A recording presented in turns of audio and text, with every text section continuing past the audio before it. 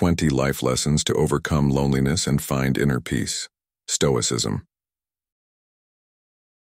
In this special video, I will unveil the most profound, often overlooked teachings that will help you navigate life's challenges and uncover the peace within, using the timeless wisdom of Stoicism.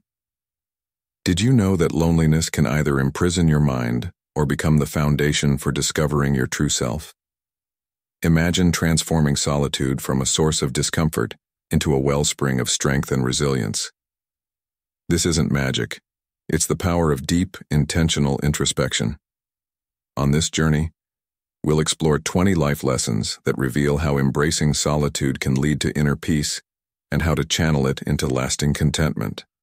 The final insight may completely change the way you see yourself and your moments alone. Before we dive in, if you find value in the lessons shared here, please subscribe to Stoic in Your Life and hit the bell icon to stay updated. 1. The Power of Solitude. Solitude, that old companion we often try to avoid, but one that teaches us more than any self-help book ever could. Let's face it, being alone isn't as daunting as it's often portrayed. In fact, it can be one of the most enlightening experiences of your life. When you strip away the distractions and external noise, you're left face to face with your own thoughts, raw and unfiltered. Yes, this can be intimidating, even uncomfortable at times, but it's also the most genuine path to self-discovery and learning to trust yourself. As Marcus Aurelius, the great Stoic emperor, once said, "Nowhere can man find a quieter or more untroubled retreat than in his own soul." It is this very idea that transforms loneliness from a source of fear to a crucible of strength. Everyone fears solitude to some degree. It's that persistent shadow whispering, "You're not enough," or "You can't do this alone." But here's the paradox. Stoic philosophy shows us that solitude isn't the enemy. It's an ally, the soil where resilience takes root. In moments of quiet, you can finally hear the voice you've been stifling beneath the clamor of daily life. You may find in those hushed moments a clarity about what you truly want, what worries you, and what motivates you to rise each day. It's not about becoming a recluse or shunning human interaction. It's about finding balance. Picture solitude as a gym for your mind. Just as physical exercise strengthens your body, time spent alone sharpens your mind and fortifies your character. There are practical ways to make solitude a productive force in your life. First, there's meditation. Don't worry, you don't have to be a monk to meditate. Simply find a quiet corner, close your eyes, and focus on your breathing. Let thoughts pass through your mind without judgment, as if they were leaves floating down a stream. At first, it may feel awkward or even futile, but with time, you'll notice your thoughts becoming more organized, your mind less cluttered. This mental decluttering is like an oil change for your brain. It keeps everything running smoothly. Next, consider journaling. This isn't just a diary for teenage woes. It's a profound tool for self-reflection. Grab a notebook and write whatever comes to mind. You don't need a structure or an agenda. With consistency, you'll begin to see patterns, recognize recurring themes, and identify areas in your life that may need more attention. Writing can be a mirror for your mind, reflecting the hidden corners you might otherwise overlook. Then there's the pursuit of solitary hobbies. Whether it's painting, reading, gardening, or playing an instrument, find something that lights you up and can be done alone. These activities not only keep your mind engaged, but also give you a sense of fulfillment and achievement. Seneca aptly said, "Associate with people who are likely to improve you, but welcome solitude when you need it. It is the only space where your mind can roam free." Hobbies turn this insight into practice, offering both challenge and reward while deepening your capacity to be at ease in your own company. It's crucial to recognize that solitude is not a punishment. It's a choice. You can choose to see it as an opportunity to grow, to push past the superficial, and delve into who you really are. Or you can perceive it as a prison, a dark place that traps you with your insecurities. The power is yours. When you reframe loneliness as a chance for self-cultivation, the sting of isolation turns into a spark of possibility. In life, where every notification, call, or update pulls you further from your inner world. In a society that values busyness, choosing to spend time alone can feel like swimming against the current. But this is precisely why it's so vital. In solitude, there's no pressure to perform, no roles to play, just you and your thoughts. This is where true resilience is built. So, when loneliness creeps in, don't rush to fill the silence with distractions. Take it as a sign to look inward, to sit with yourself, and work on the inner dialogue that shapes your reality. Solitude can be your greatest mentor if you allow it. It teaches you to face your fears head-on, understand your deeper desires, and emerge with an unbreakable sense of self. Remember, solitude doesn't define you, but how you choose to use it does. So, the next time you find yourself alone, resist the urge to lament. Instead, seize that moment to invest in yourself and unlock your true potential. As Epictetus once said, solitude is not the absence of company, but the moment to find yourself. Let those words guide you through the quiet, knowing that it's in these very moments that you are strengthened, refined, and prepared for whatever life may bring. 2. Find the magic in your fears. Finding magic in your fears sounds almost like a contradiction, doesn't it? But if you look closely, you'll realize that the things you fear most often point to what you need to pursue. Think about it. If you fear rejection, it's because you care deeply about the outcome. And if you care, then it matters. But too often fear traps us, whispering doubts and weaving invisible chains around our aspirations. How many times have you held back because you were afraid of failing or being judged? Fear has that strange power. It paralyzes, convincing us that staying in our comfort zones is the safer option. What if those fears are actually guiding lights? What if they reveal what truly matters to you? The great Stoic philosopher Seneca once said, "We suffer more often in imagination than in reality," hinting that the real terror lies not in the action itself, but in our perception of it. Instead of seeing fear as an obstacle, consider it a compass pointing to where growth awaits. Stoicism teaches us to confront fear with courage, not recklessness. Courage doesn't mean not being afraid. It means acting in the face of fear. There's a profound difference, and recognizing it changes everything. It's like being a sailor out at sea with your fears appearing as looming storms on the horizon. You could choose to stay docked in the safety of the harbor, but then your journey never begins and you remain unfulfilled. Or you could set sail, knowing that while some storms will test you, they'll also make you wiser, stronger, and lead you to uncharted territories brimming with possibility. When public speaking, a fear shared by many. It's not just the act itself that terrifies people, but the thought of stumbling, of being vulnerable under watchful eyes. Yet those who step into the spotlight, shaking at first, often discover that speaking their truth leads to deeper confidence and unexpected opportunities. You, too, can start small. If you're terrified of speaking in front of a crowd, take a course or practice in front of a mirror or with close friends. The goal isn't to eliminate the fear, but to act despite it. And if rejection is your fear, start by striking up conversations with new people or applying for opportunities where the outcome isn't guaranteed. You'll soon learn that each act of bravery chips away at the paralyzing hold of fear. And let's remember that actions speak louder than intentions. It's easy to talk about plans and dreams, but words without deeds are just echoes. There's an old saying that a fish that doesn't open its mouth isn't caught, which applies just as much to the way we live our lives. No one knows what you intend to do until you do it. So, stop waiting for the perfect moment and start moving, step by small step. Don't worry about announcing every plan. Let your actions reveal who you are and what you're capable of. This brings us to a crucial point. What others think of you should never outweigh what you think of yourself. In a world saturated with opinions and constant judgment, focusing on what you can do rather than what others may say is liberating. Embrace the possibility of failing, because it's in those moments that true growth happens. Each failure teaches you something new about your strength, your resilience, and the boundaries you're capable of pushing.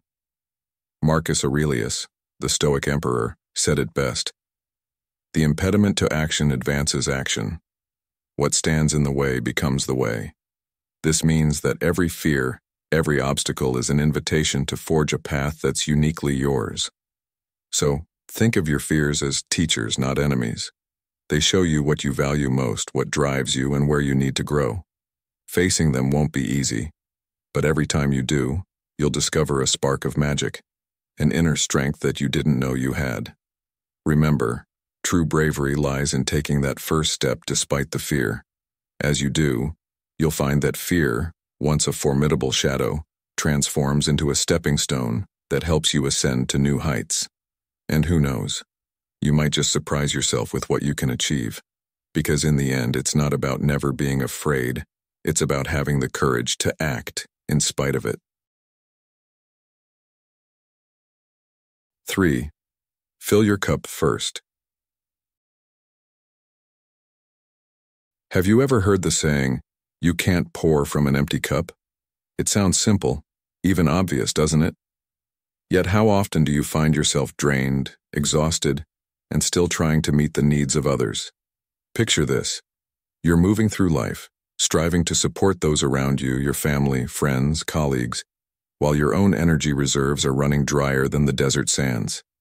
It's easy to fall into the trap of thinking that self-care is selfish. But let me remind you, taking care of yourself isn't an act of selfishness. It's essential. The Stoic philosophers, those sages of ancient wisdom, knew this well. They taught us that we must first accept reality as it is, and understand that life doesn't come wrapped in a fairy tale ending where everything is perfectly resolved. Life is complex, and fairness isn't promised. So, stop waiting for the world to hand you what you think you deserve. Marcus Aurelius himself urged, "You have power over your mind, not outside events. Realize this, and you will find strength." This is a call to ground yourself, to stop fighting the tide, and start navigating it with intention. Now let's face a truth we often ignore. Pain is a universal experience. Have you been hurt by someone you trusted? You're not alone. We all bear the marks of past hurts. But here's where a shift in perspective makes all the difference. While pain is inevitable, suffering is a choice. How you choose to respond to that pain determines whether you let it consume you or allow it to teach you. Think of your life as a cup. If it's filled to the brim with frustration, resentment, and unmet expectations, how can you possibly add anything good, peace, joy, gratitude? The cup cannot hold it because it's already occupied by what drains you. The real challenge, and the lesson Stoicism teaches, is learning to let go, to transform the heavy lead of suffering into the pure gold of inner peace. Epictetus once said, "He who is not happy with little is not happy with much," emphasizing the importance of valuing the simple act of finding balance in our lives. Imagine yourself as a bartender at a busy event. You carry a tray filled with cups, each representing a different commitment or responsibility. As each person takes a drink, you're expected to refill it from your own pitcher. But what happens when your pitcher runs dry? You're left scrambling, unable to fulfill what's needed of you. The solution? Take time to refill that pitcher before it runs out. And how do you do that? By prioritizing yourself, even when it feels counterintuitive. This doesn't mean neglecting others or shirking responsibilities. It means setting boundaries, understanding your limits, and nurturing yourself so that you have the strength and energy to show up fully. Here are a few practical ways to start filling your own cup. First, give yourself permission to put your needs first sometimes. That might sound selfish, but in reality, it's the foundation for being a reliable and caring person to others. Start by setting healthy boundaries. This can be as simple as learning to say no without feeling an overwhelming sense of guilt. Every time you say yes when you should say no, you're draining that cup a little more. Next, invest in activities that rejuvenate you. Whether it's reading a book that inspires you, taking a walk to clear your mind, practicing a sport that lifts your spirit, or meditating to center yourself. These acts are not luxuries.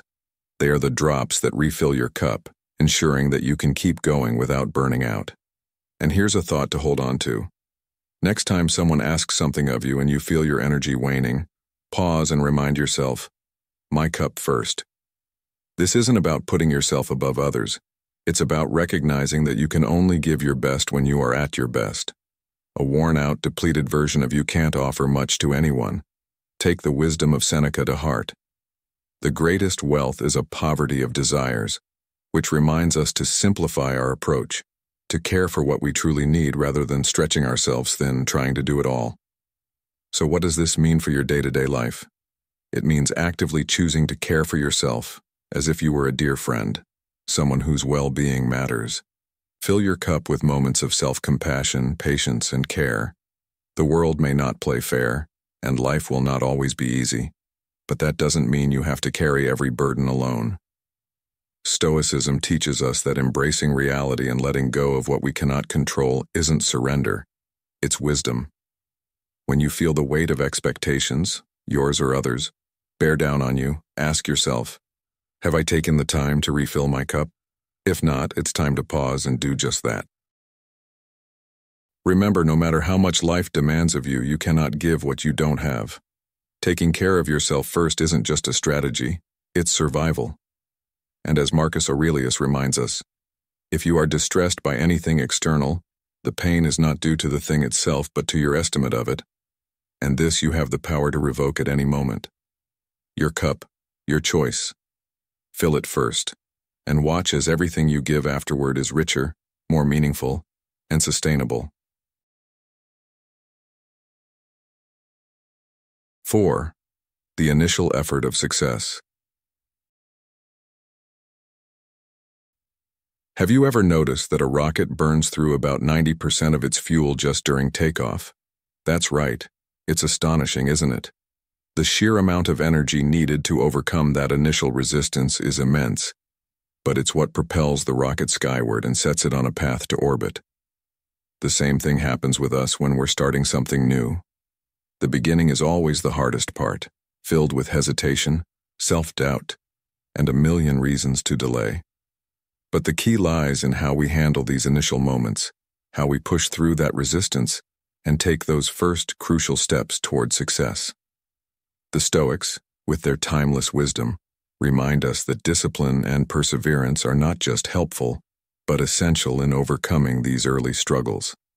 As Seneca wisely said, luck is what happens when preparation meets opportunity, emphasizing that success isn't an accident, it's built through effort and readiness. Now let's get real.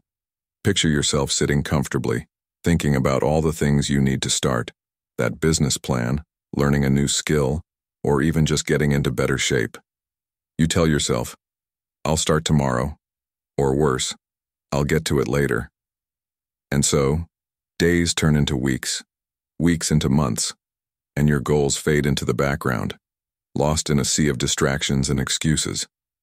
The truth is, success doesn't happen without effort, and the effort at the beginning feels like pushing a boulder uphill. But here's where Stoic teachings can guide you. It's not just about working hard, it's about working consistently and with purpose. Marcus Aurelius, the Stoic emperor, said, "What we do now echoes in eternity." It's a reminder that the actions we take today shape our future, even if it's just that first difficult push. Think of yourself as that rocket on the launch pad. You know that the first burst of energy is going to be the toughest. It will take the most out of you.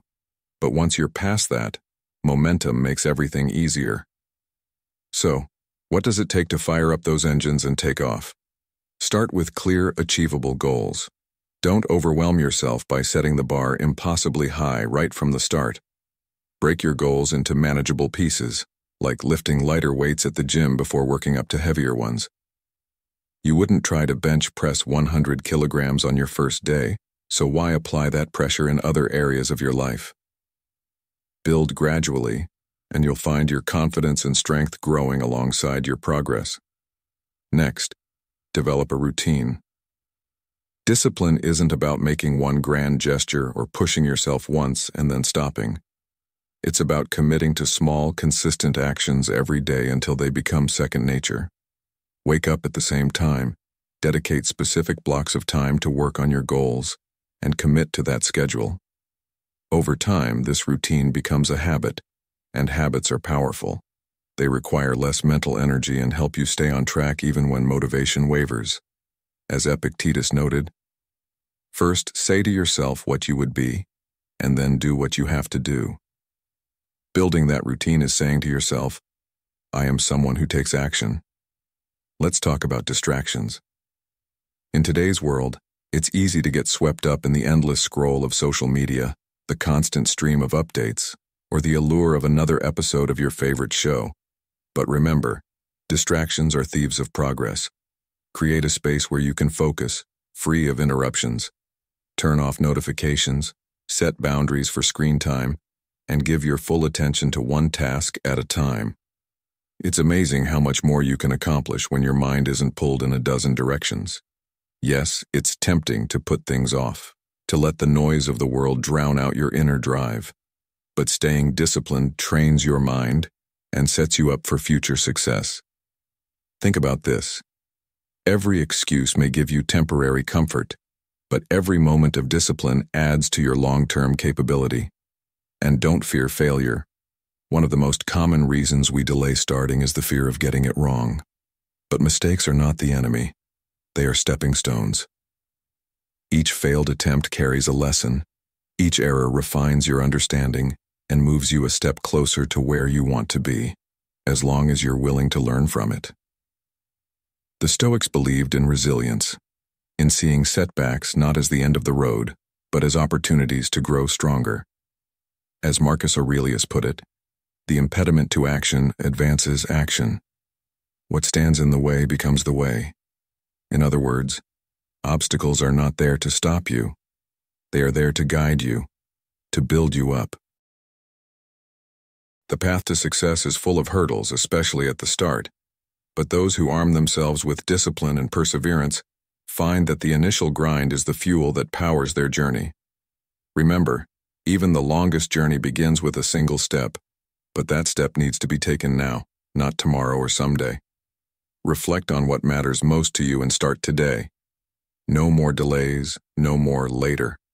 Fill your life with consistent, purposeful action and see how far that initial burst of effort can take you. As you face those first daunting steps, remind yourself that success doesn't come from waiting, it comes from doing. If you've made it this far, you're already on the path to inner peace. Drop a comment saying, I am embracing Stoicism, to show your commitment to this transformative journey. Stay tuned, the best lessons are still ahead. 5. Don't sacrifice your progress. Have you ever felt like you're juggling a dozen things at once just to keep everyone around you happy? It's exhausting, isn't it? Trying to please everyone is like trying to catch the wind with your hands. It's impossible and leaves you drained. Here's the truth. If you sacrifice your own progress just to gain the approval of others, you'll always feel like you're running in place, never getting anywhere. There will always be voices offering their opinions on how you should live. But ask yourself, whose voice matters most? The only opinion that truly counts is your own. Yes, your own. You're the one who has to wake up each morning and live with the choices you make. Marcus Aurelius once wrote, "It never ceases to amaze me. We all love ourselves more than other people, but care more about their opinion than our own." Think about that for a moment. Why give so much power to the opinions of others when you're the one navigating your own life? Let's say you're a gardener nurturing a fruit tree in your yard. Throughout the day, neighbors pass by, each with their critiques. One thinks the tree should be taller, another wants it to give more shade, and yet another says the fruit should be sweeter. But at the end of the day, you're the one who has put in the effort, watering and caring for that tree, and you know its journey better than anyone. Why let their comments make you question your work or your progress? The Stoics understood this well. They believed that peace comes not from the external world but from within. Their wisdom teaches us to stand firm in our principles and not be swayed by the fickle nature of public approval. Seneca famously advised, "It is not because things are difficult that we do not dare, it is because we do not dare that they are difficult." So why let fear of judgment hold you back from what you're capable of? Now picture yourself as the captain of a ship. Would you change course every time a passenger suggested a new route, just because the waters looked calmer elsewhere? Of course not. You know your destination and the best path to get there. Life works in the same way. To maintain your course, start by recognizing your own achievements, no matter how small they may seem. It's easy to get caught up in needing validation from others, but if you rely on that, you'll never feel truly satisfied.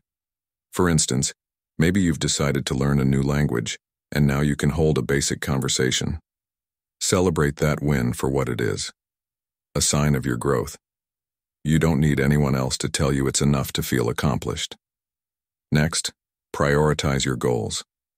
It's so simple to become entangled in the expectations of those around you and lose sight of what you really want. Maybe your dream is to run a marathon, but some people might call it a waste of time or question why you'd bother. Ignore that noise. Focus on what makes you feel alive and purposeful.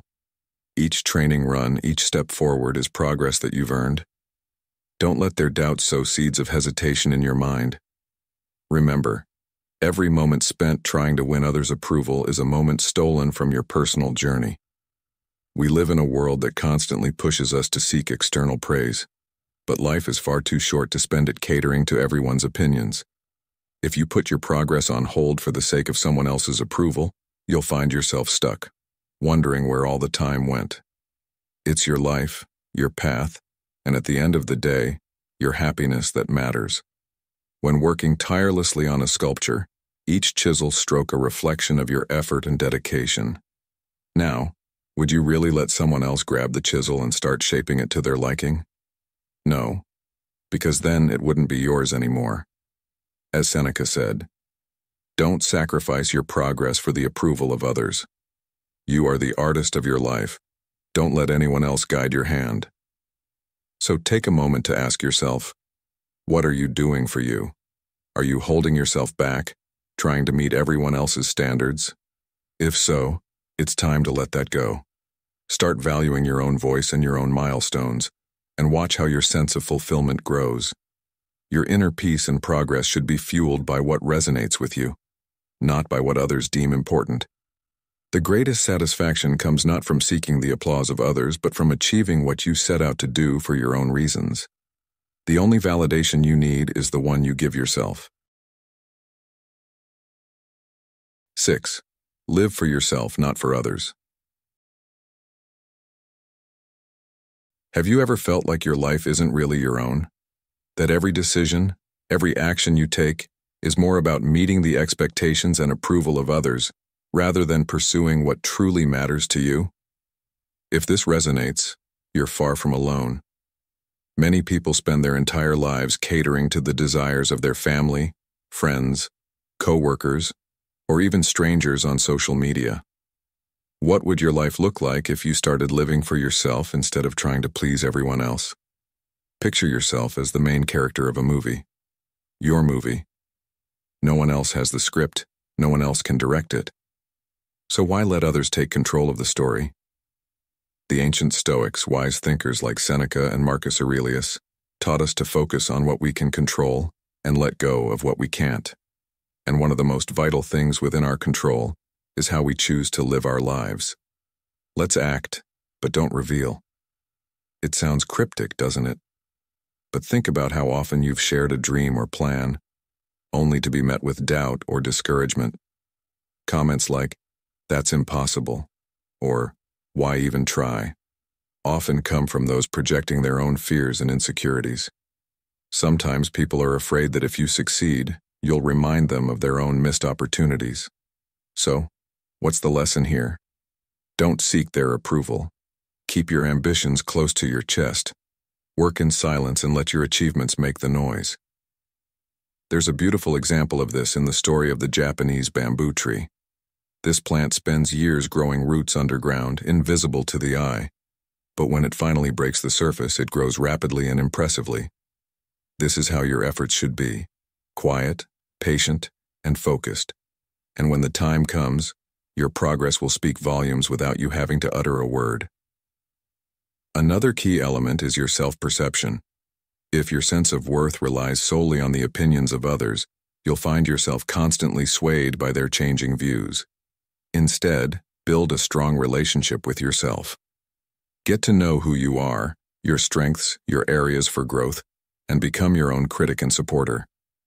Marcus Aurelius wisely said, "It is not death that a man should fear, but he should fear never beginning to live." This means finding the courage to define your life by your own standards, not by the noise around you. Recognize that you don't need others to validate your dreams or your potential.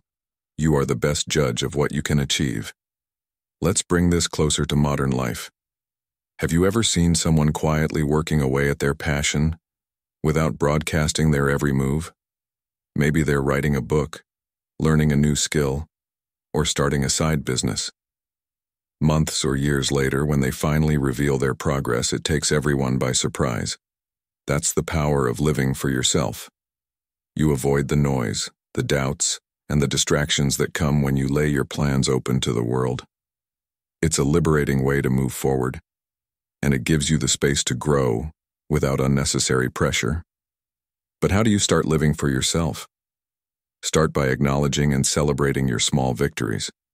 If you're learning a new skill or making headway on a personal project, recognize it for the achievement it is.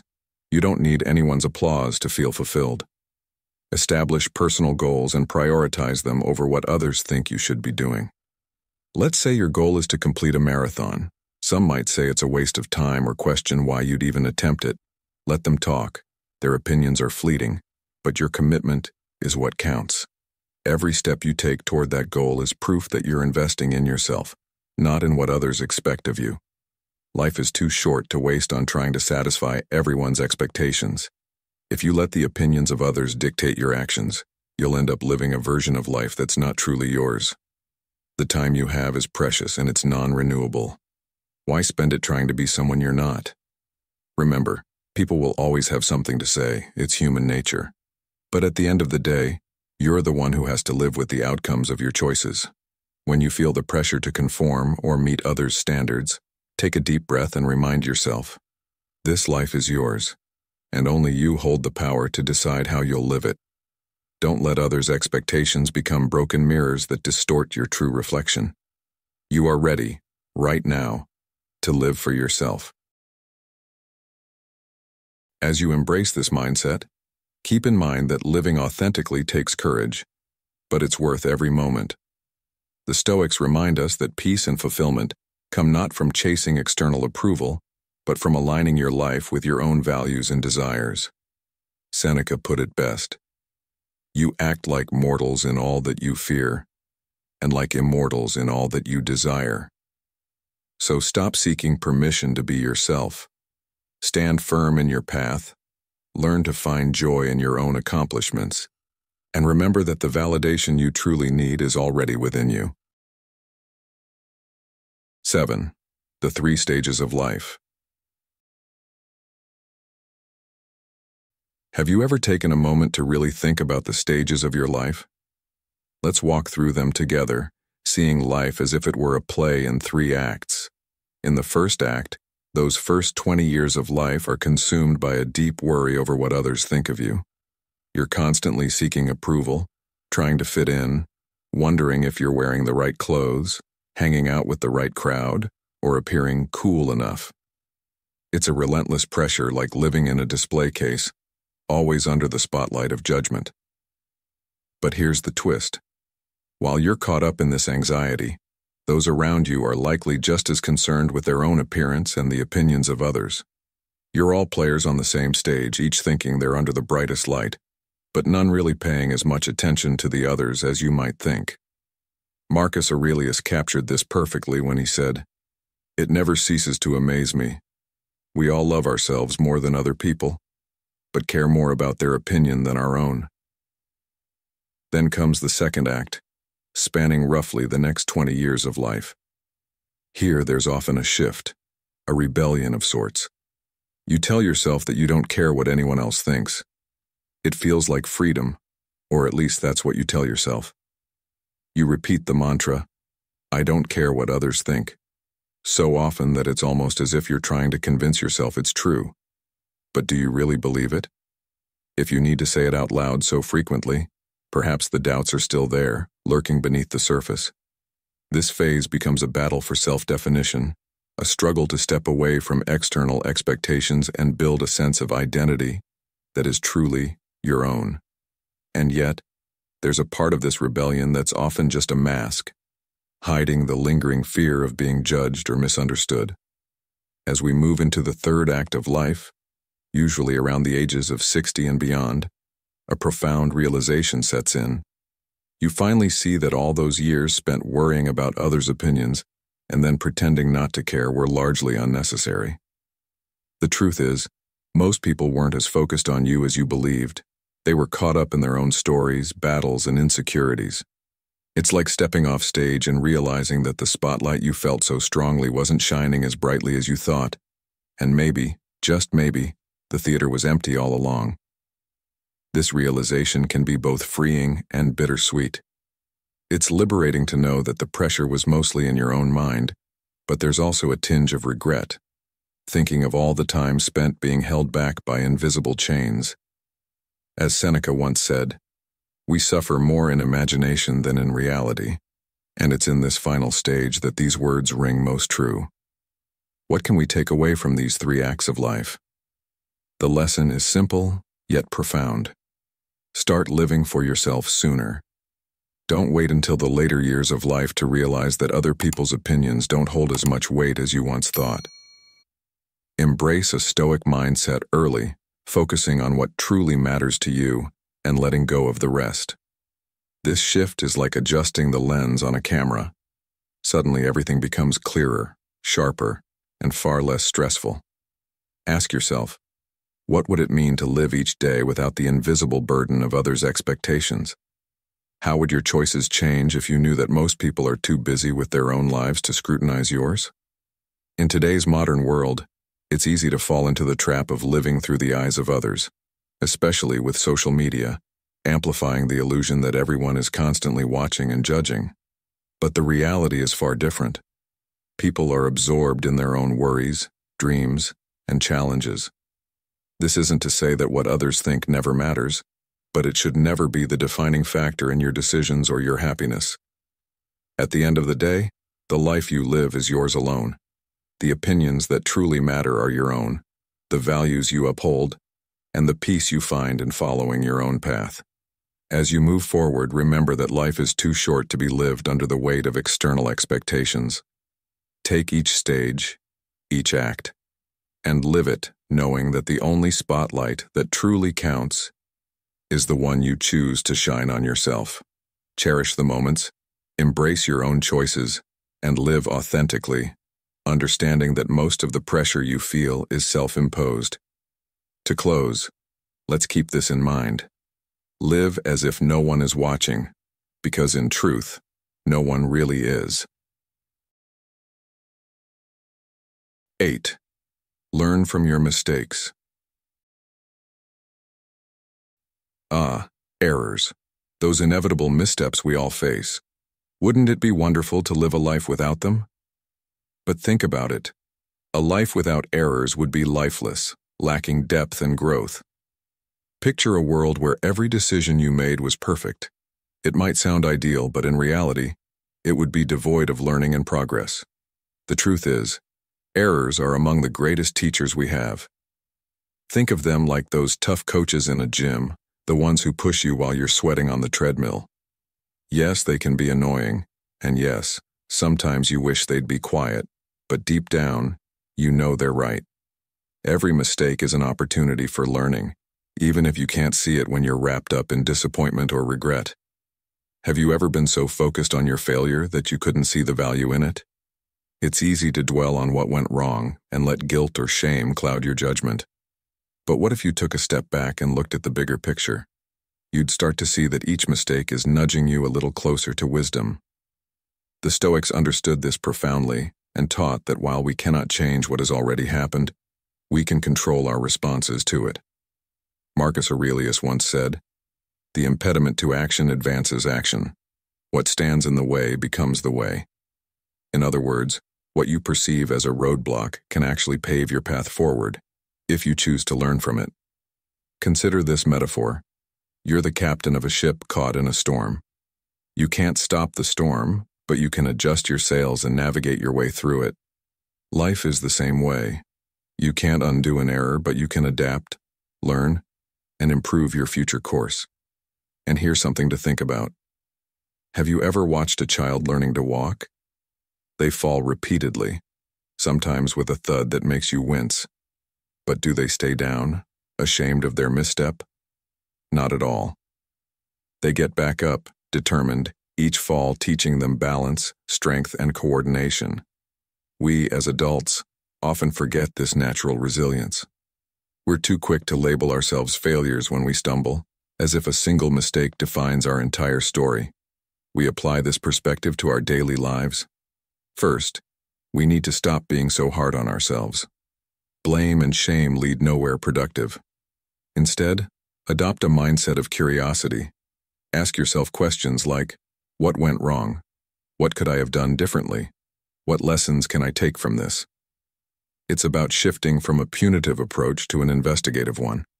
One practical way to do this is by keeping a mistake journal. This isn't for self-criticism, but for reflection.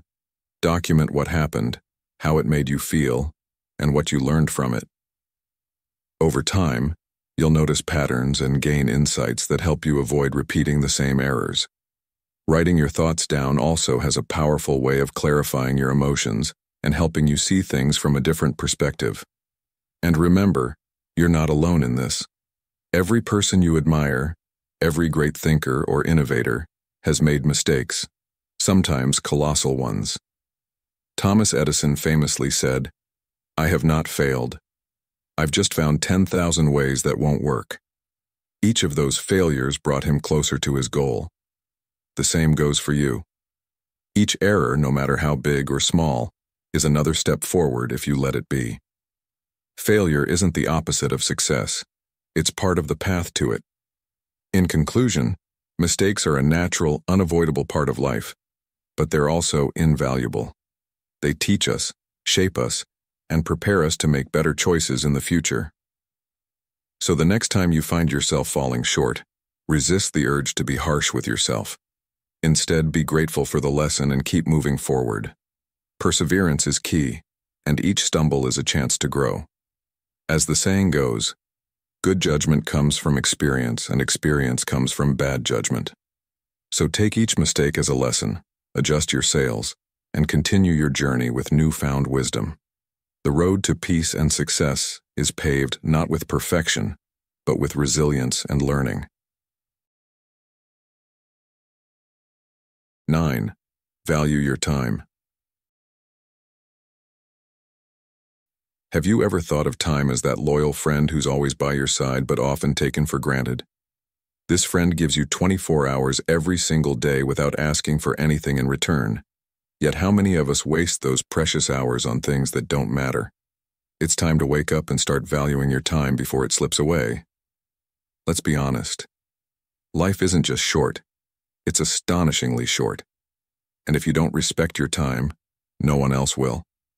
Imagine having a golden watch and using it to hammer nails. It's absurd, isn't it? Well, that's how foolish it is to waste time on trivialities that lead nowhere. The Stoics knew this well, and they urged us to treat time as the most valuable resource we have.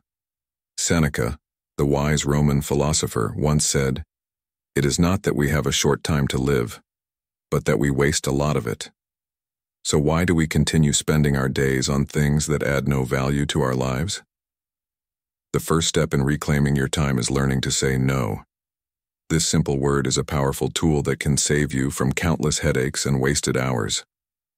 No, I can't take on that project that doesn't align with my interests. No, I don't have time for a meeting that could be an email. No, I'm not spending my Saturday binge-watching a series that leaves me feeling empty. By saying no to what doesn't serve you, you make space for what truly matters. And let's face it, prioritizing isn't just useful, it's essential. Picture an empty jar and a pile of stones in front of you. The big stones represent what's truly important in your life: your family, your close friends, your passions. The smaller stones are the necessary but less significant tasks, while the grains of sand represent the distractions. The endless scroll of social media, idle gossip, and mindless activities. If you start by filling the jar with sand, there won't be room for the big stones. But if you put the big stones in first, followed by the smaller ones, you'll find that the sand can still fit in the gaps. It's about being deliberate with your time and making sure the major things, the ones that give your life meaning, come first. So, what are you putting in your jar first? The Stoics remind us to focus on what we can control and to stop worrying about what we cannot. This principle translates seamlessly into how we manage our time. You have control over how you choose to spend your hours, and when you prioritize what matters most, life aligns itself more naturally with your goals and desires. Think about modern life for a moment. We're surrounded by endless distractions, from phone notifications to constant demands on our attention. It's easy to fall into the trap of thinking that being busy is the same as being productive. But there's a significant difference. How often do you catch yourself scrolling through your phone, only to realize that an hour has passed and you've gained nothing from it? This is where prioritization and the art of saying no come into play. The power to choose what you spend your time on lies with you and only you. The question is, are you making those choices consciously? Or are you letting others and outside influences dictate how your time is spent? One practical step you can take is to start your day by listing what your big stones are, those tasks or moments that align with your core values and long-term goals. Schedule these first and let everything else fall into place around them. And when you feel guilty for turning down a non-essential task, remember that saying no to one thing is saying yes to something more valuable. Every moment you reclaim adds up, creating a life that reflects your priorities rather than everyone else's. Now, it's worth mentioning that learning to value your time doesn't mean neglecting fun or relaxation. It means choosing those moments mindfully. Whether it's spending time with loved ones, nurturing a hobby, or simply resting, ensure these are moments you've chosen, not just what you've defaulted to. By doing so, you'll find that even leisure time becomes richer and more fulfilling. As Epictetus wisely said, the key is to keep company only with people who uplift you, whose presence calls forth your best. This applies not just to people, but to how you spend your time. Choose activities that elevate you rather than drain you. So what's the takeaway here? Stop wasting your time. Learn to say no confidently, prioritize what truly matters, and direct your energy toward your goals and passions. Life is too short to spend it on things that don't contribute to your well-being or growth. Don't let others dictate how you should use your time. Take control of it yourself. In the end, the minutes you spend are pieces of your life you'll never get back, so use them wisely. Always keep this quote from Epictetus in mind. Time is the most valuable thing a man can spend. Now go forward and make sure every moment counts. 10. Take control of your destiny. Have you ever felt as though the world is against you? That life seems determined to throw obstacles in your path instead of blessings? Here's something important to understand. You are not defined by what happens to you. You are defined by who you choose to become in the face of those challenges. To take control of your destiny means stopping the habit of blaming others for your circumstances and assuming full responsibility for your actions and choices. Nobody is going to do it for you. In our society, there's a pervasive tendency to point fingers and find blame. When things go wrong, it's easier to accuse your boss, parents, the economy, or the government than to look inward. Why? Because playing the role of the victim is far more comfortable than accepting the hard truth that you hold the reins to your life. But ask yourself this: where does that mindset take you? The answer is nowhere. Think of your life as a car and yourself as the driver. Yes, the road may be full of potholes, steep curves, and unexpected detours, but you're the one behind the wheel, deciding whether to steer left, right, or accelerate forward. Complaining about the traffic, bad weather, or unclear signs won't get you where you want to go. You must grip the wheel with intention and navigate the path ahead. Focus on what you can control and let go of worrying about what is out of your reach. The Stoics believe that true strength lies in your ability to choose your response to adversity. How do you react when life throws curveballs? Do you let setbacks define you, or do you see them as challenges that can be met and overcome? Remember the words of Epictetus.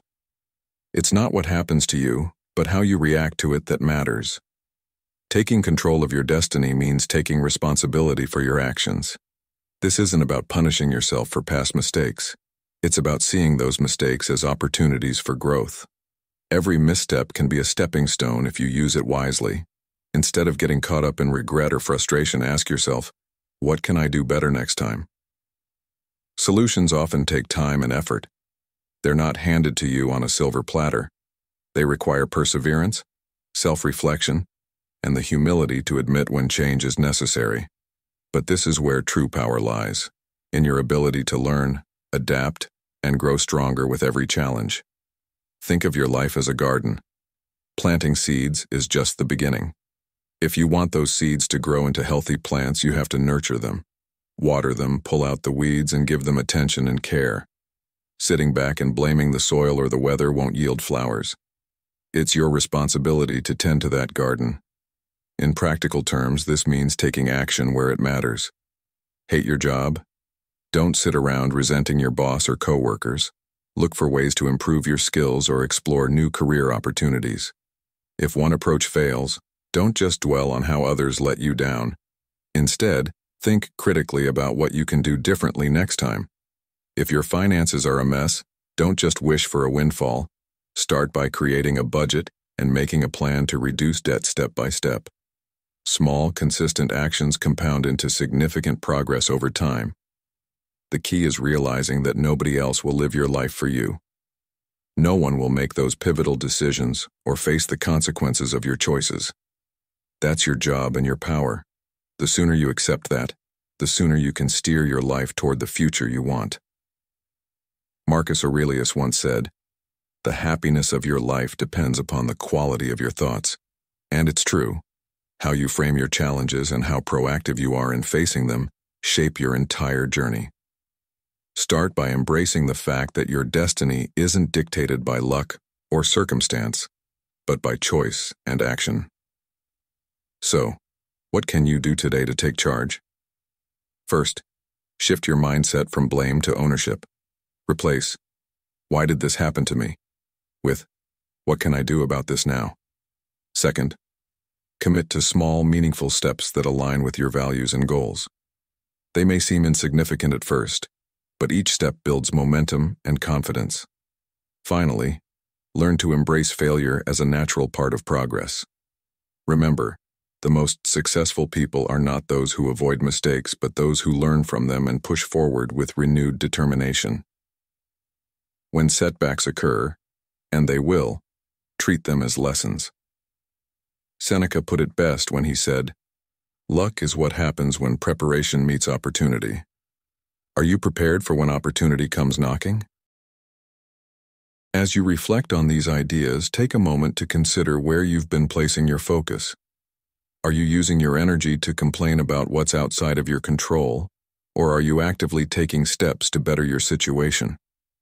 Life is too short to leave your fate in the hands of circumstances or other people. Be the author of your own story, not just a character swept along by the plot. The decisions you make today, no matter how small, are the brushstrokes that paint your future. And remember, as Marcus Aurelius wisely said, the soul becomes dyed with the color of its thoughts. Choose thoughts and actions that empower you and lead you closer to your true potential. Now, it's time to take the reins. Your journey is yours alone, and every choice you make shapes it. Stop waiting for the perfect moment, the perfect opportunity, or someone else to guide you. Start now, take ownership, and move with intention. The road will have its bumps, but with each turn of the wheel, you'll be driving toward a life defined not by what happened to you, but by how you decided to respond. 11. Discover and be happy with yourself. Have you ever felt like life is a maze, each twist and turn revealing yet another version of yourself that you're still trying to understand? If so, you're not alone. The journey of discovering who you truly are is one of the greatest challenges we face, and finding contentment with what we uncover can be even harder. But here's the good news. This adventure, when paired with the insights of Stoic philosophy, becomes not just possible but profoundly rewarding. Let's delve into this process together, because understanding yourself is the first step toward finding lasting happiness. Think of the search for your true self as digging in your own garden.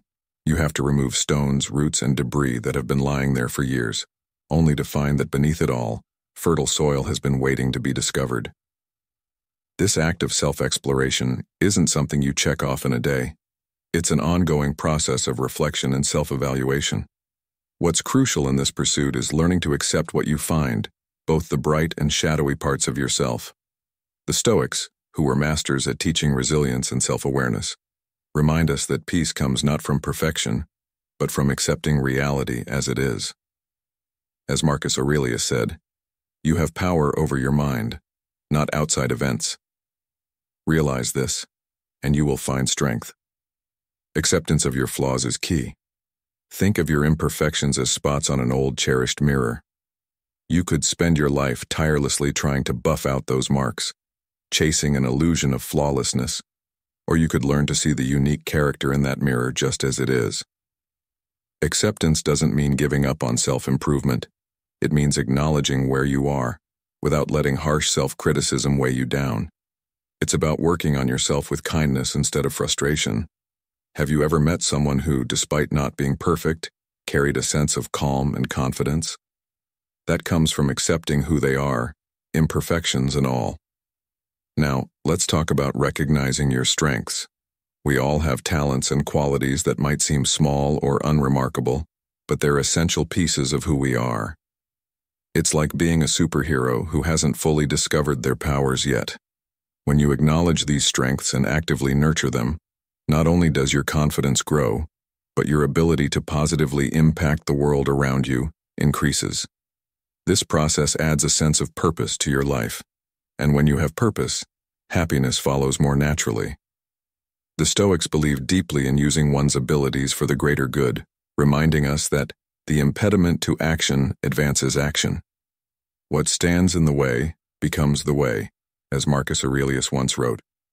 Each obstacle you overcome by leveraging your strengths is a testament to your resilience and capability. One of the hardest lessons to learn is that happiness isn't found in external approval. We live in a world that floods us with images of what success and joy should look like.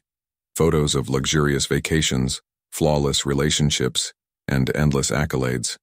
But the truth is, real happiness comes from within. It's found when you accept yourself as you are, without needing validation from the outside.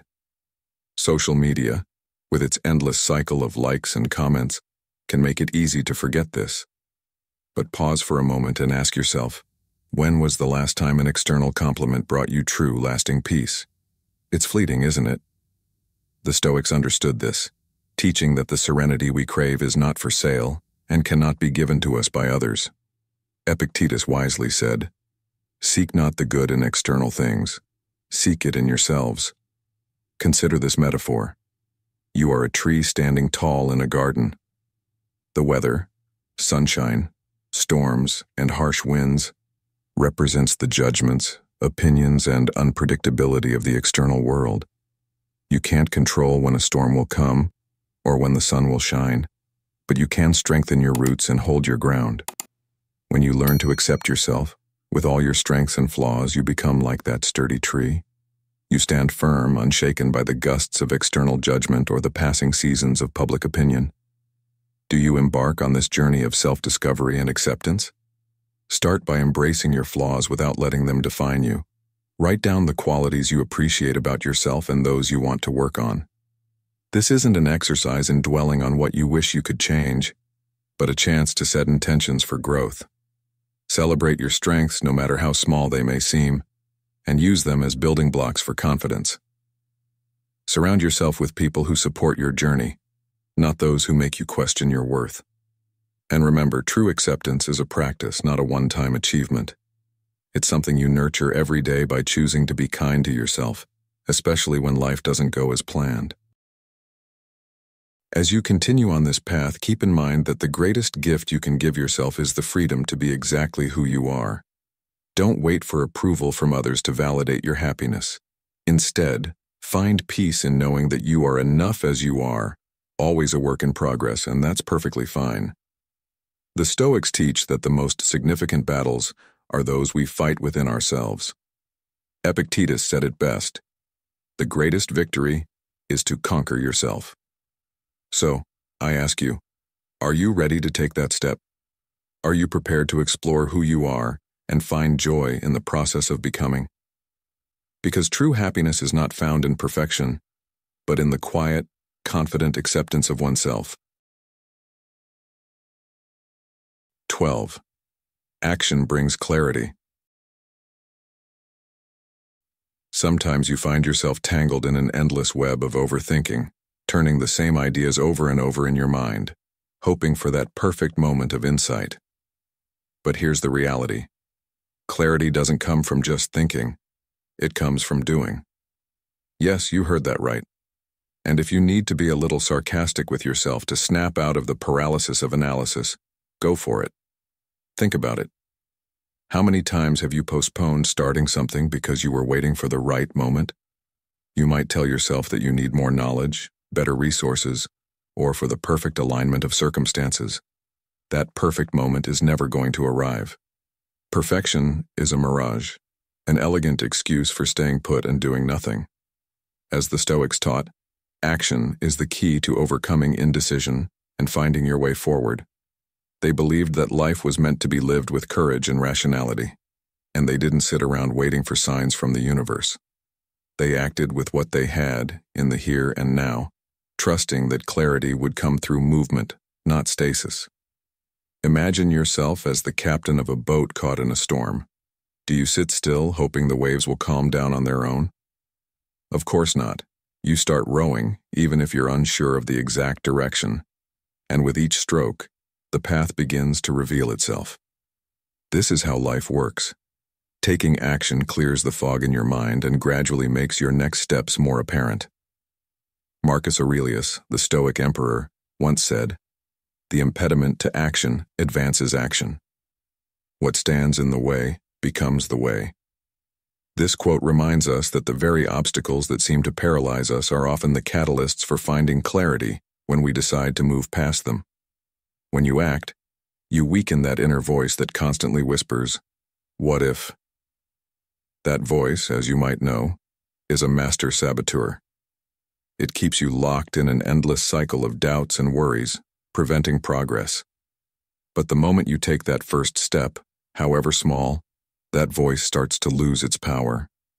Each action becomes a silencer to that nagging doubt, and with every step, you prove to yourself that you are capable, even if the results aren't perfect at first.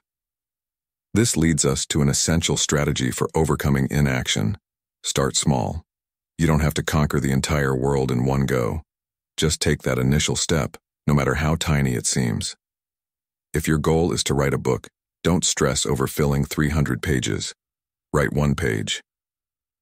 If you're trying to start exercising, don't sign up for a triathlon on day one. Go for a 10-minute walk. Each small act you take clears up a bit more of your path. It's like cleaning a foggy window. At first, all you see are smudges and streaks, but with every wipe, the view becomes clearer. Suddenly, you can see the horizon, the finer details, the beauty that was there all along but hidden. Isn't that how life works? The act of starting sets off a chain reaction, showing you what's possible and guiding you toward your next move. The momentum builds, and with it, your confidence grows.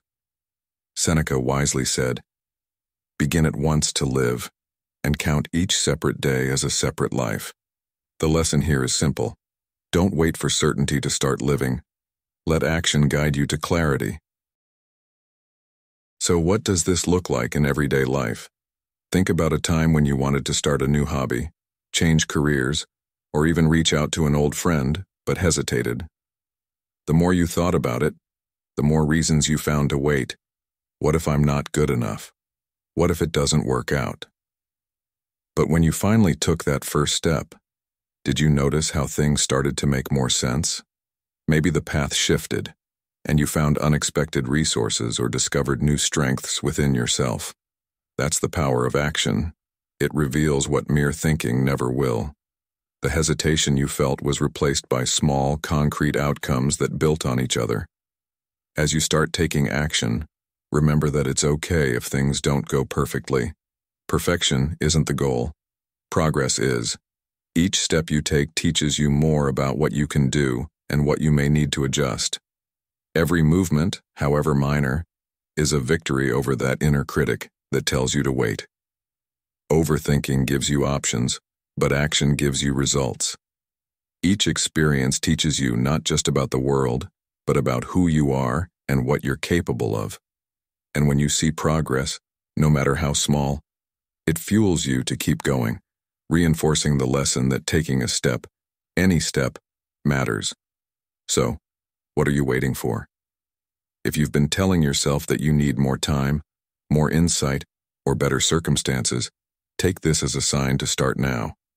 Trust that even without a perfectly drawn-out plan, moving forward will reveal more than you could ever anticipate by staying still. Life isn't about having all the answers before you begin. It's about discovering them as you go. The Stoics knew this well, believing that action, rooted in reason and courage, leads to true understanding. As Epictetus said, "First say to yourself what you would be, and then do what you have to do." In conclusion, stop spinning in circles, waiting for perfect clarity before taking that leap. Start rowing, even if the waters are choppy and the direction isn't crystal clear. You'll find that with each movement the path becomes visible, and you'll gain a deeper understanding not just of where you're headed, but of who you are becoming along the way. The world doesn't need more thoughts. It needs more action. Because while thinking may give you possibilities, it's action that brings certainty and progress. 13. Humility and growth. Have you ever wondered why some people seem to keep moving forward in life while others feel like they're stuck in the same place? The answer isn't hidden in a special talent or good luck. It's often a far simpler, yet more powerful quality: humility. Humility is that virtue we often overlook or underestimate, but it's the foundation of true personal growth. Think of life as a vast ocean.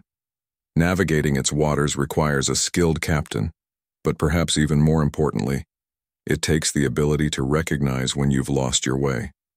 Admitting you've strayed off course doesn't make you a bad captain. On the contrary, it makes you a better one, wiser, and more experienced. That's what humility is about: recognizing when you've made a mistake and using it as an opportunity to learn and grow. This is what the Stoics taught. True wisdom is acknowledging our own ignorance and continuously striving to improve, understanding that no one has all the answers. How would life even make sense if there were no room to learn or grow? Being humble doesn't mean thinking less of yourself. It means thinking less about yourself. It's about understanding that every mistake you make is an opportunity in disguise, a door to self-awareness and personal development. You see, growth comes not from perfection, but from progress, and that only happens when we humble ourselves enough to admit that we don't know everything. Think about it. How much easier is it to move forward when you've faced up to your own shortcomings? The alternative, living in denial or being ruled by guilt, only drags us down further. At first, admitting our mistakes can feel like ripping off a Band-Aid, painful and uncomfortable. But once we do it, the relief and freedom we experience are beyond compare. Humility breaks the chains of our ego, lightening our burden and allowing us to move ahead with more clarity and purpose. We cultivate this humility that drives personal growth. It's through consistent practice, much like a gardener tending to his plants. We need to water our minds with honest reflection and constructive self-criticism. At the end of each day, ask yourself, what did I learn today? Where did I go wrong? And how can I improve? These simple questions, asked daily, can open up an entirely new perspective on life. By recognizing our mistakes and using them as stepping stones to better ourselves, we transform not only our actions, but also our mindset. Another effective method is surrounding yourself with people who challenge you and inspire you to be better. The people who are not afraid to point out your faults, yet do so with care and respect, are priceless gems on your journey to greatness. Instead of becoming defensive or justifying yourself, take a moment to listen. Appreciate their feedback because they're offering you a mirror, one that shows you your areas for improvement and growth. In the end, humility is the engine that powers personal growth. It's the beacon that guides us through the turbulent seas of life, shedding light on our flaws and showing us the way to improvement. Never fear making mistakes. Fear not learning from them. True greatness isn't defined by the absence of errors, but by your ability to rise, learn, and continue moving forward. As the Stoic philosopher Epictetus said, "We have 2 ears and 1 mouth so that we can listen twice as much as we speak." Humility, in essence, is about listening more, reflecting on your actions, and being open to the lessons life presents. Remember, humility isn't thinking less of yourself. It's thinking of yourself less. It's about giving up the need for constant validation and learning to trust in the process of growth, no matter how messy or imperfect it may seem. So, as you navigate through life's unpredictable waters, don't be afraid to admit when you've strayed off course. Embrace humility, let go of your ego, and allow yourself to grow through every challenge and misstep. It's not about being perfect. It's about continuously striving to be better day by day. 14. Reflect self-love. Have you ever stopped to think about why your relationships with others might not be as fulfilling as you'd like them to be?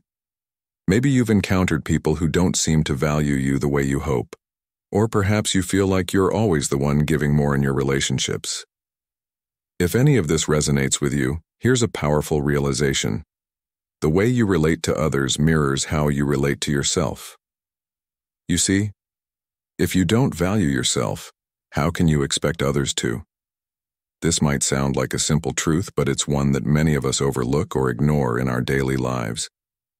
The truth is, self-respect and self-love are the foundation of every healthy relationship, and without them we find ourselves constantly looking for validation from others instead of giving it to ourselves first. Think about it. How can you give someone something you don't have yourself? Your relationships, much like any plant, need nurturing, care, and attention to grow. And this care starts from within, when you're a gardener. The garden you tend to represents your relationships with those around you, your family, friends, and even acquaintances. As a gardener, you water the plants, prune the leaves, and provide the soil with the right nutrients. You make sure everything is growing well. But what if, in all this focus on the garden outside, you forget to tend to your own personal space, your own garden of self-love? Over time, the flowers will wilt, the weeds will take over, and your own garden will begin to suffer. In much the same way, if we neglect our own well-being, both mentally and emotionally, we will start to feel empty, unfulfilled, and drained. This is why self-love and self-respect are crucial. They set the standard for how others will treat us. You don't have to wait for someone to validate you. It all starts with you. The Stoics, for instance, emphasized the importance of self-sufficiency and inner control. They understood that true happiness and peace come not from external sources, but from within. In a world where we're constantly looking outside ourselves for approval or love, the Stoics remind us that the most important relationship we have is with ourselves. Let's explore some concrete steps to help you nurture this self-love and improve your relationships. First, the simplest but most powerful action is to speak kindly to yourself. How many times have you looked in the mirror and thought, "I'm not good enough," or "I mess everything up"? If this sounds familiar, it's time to change that inner dialogue. Next time you catch yourself thinking negatively, replace those thoughts with positive affirmations. I am capable, I am worthy of love, or today, I will do my best. It may feel a bit strange at first, but these small shifts in your self-talk can have a profound impact on how you feel about yourself, and eventually, how others perceive you. The second step is to carve out time just for you, without feeling guilty about it. How often do you dedicate time to doing something that makes you happy without worrying about how others will feel? It's not about being selfish, but about honoring your own needs and taking care of yourself. Whether it's enjoying a quiet moment with a good book, taking a walk, or simply sitting in silence, these moments of solitude are necessary for your mental and emotional health. By spending time with yourself in a positive way, you can recharge and return to your relationships with a clearer mind and an open heart. Another important aspect of self-love is setting healthy boundaries. This is where many people, especially those who are people pleasers, struggle. Saying no can feel uncomfortable, but it's essential for preserving your own energy and well-being. You don't have to say yes to every request, nor do you have to put everyone else's needs ahead of your own. Boundaries aren't about being harsh or unkind. They're about showing yourself the same respect you would give to others. It's a way of saying, my time, my energy, and my peace are important too. Lastly, forgiveness is key. How often do we hold on to past mistakes, punishing ourselves over and over for things we've already learned from? Every single one of us has made mistakes, but the key to moving forward is learning to forgive ourselves. Remember that mistakes are opportunities to grow, not signs of failure. When you forgive yourself, you free yourself from the weight of regret and guilt, which can otherwise hold you back from creating the kind of life and relationships you want. By now you might be asking yourself, how can I start building this kind of self-love today? It's actually simpler than you think.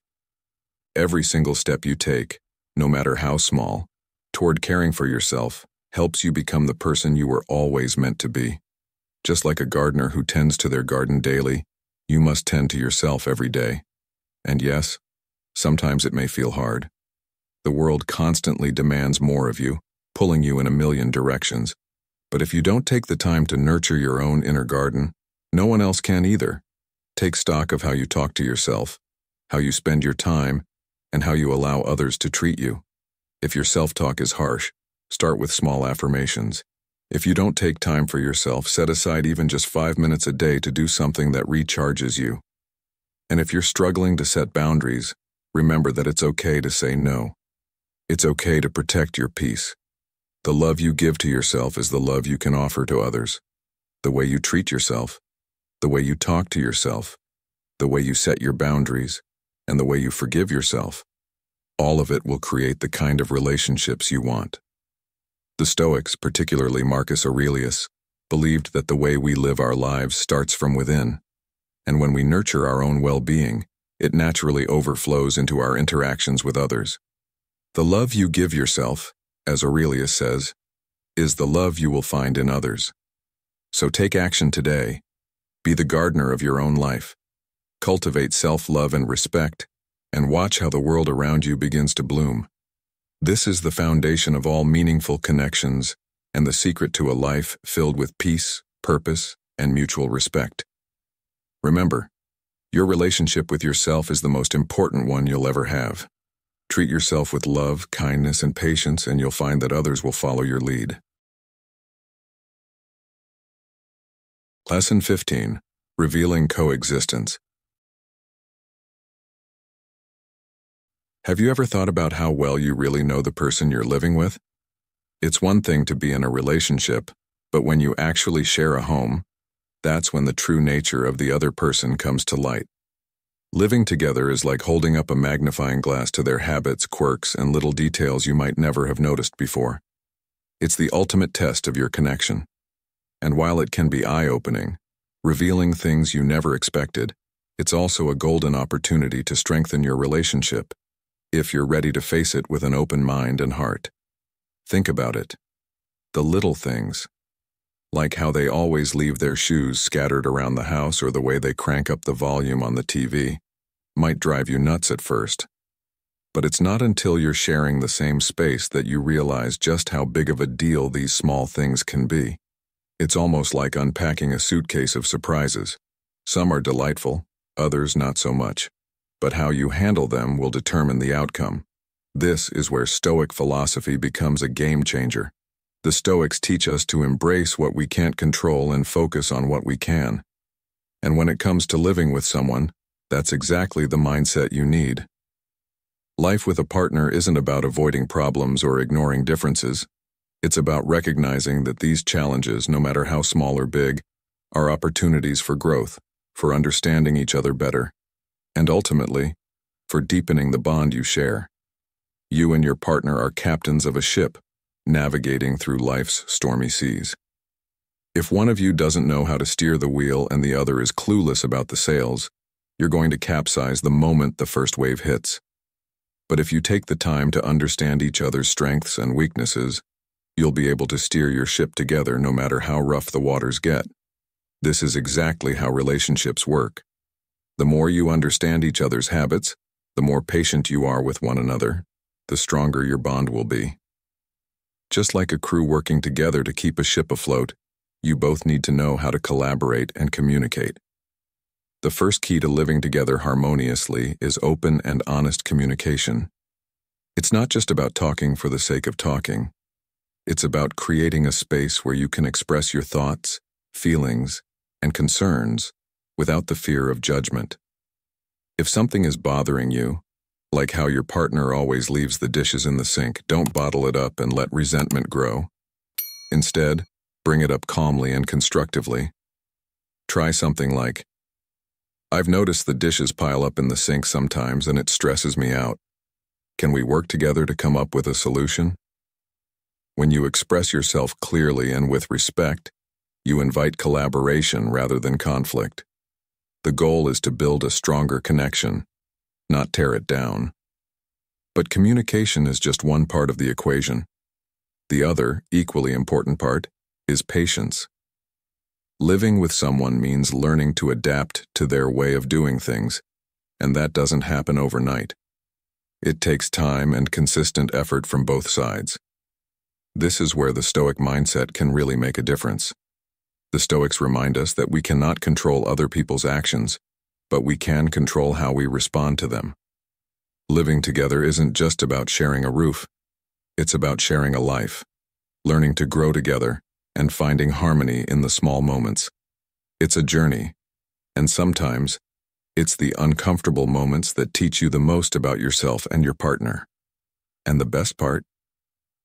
If you embrace those moments, you can emerge from them stronger and more connected.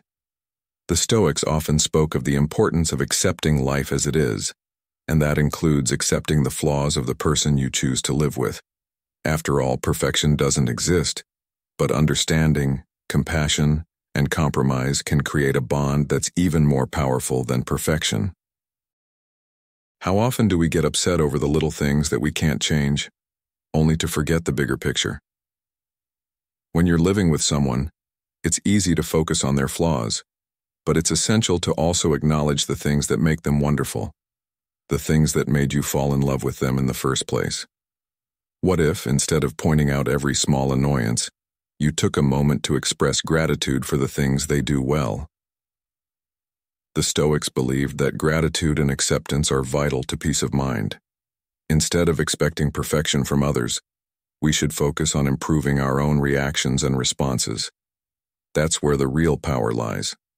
At the end of the day, living together is a process of mutual growth.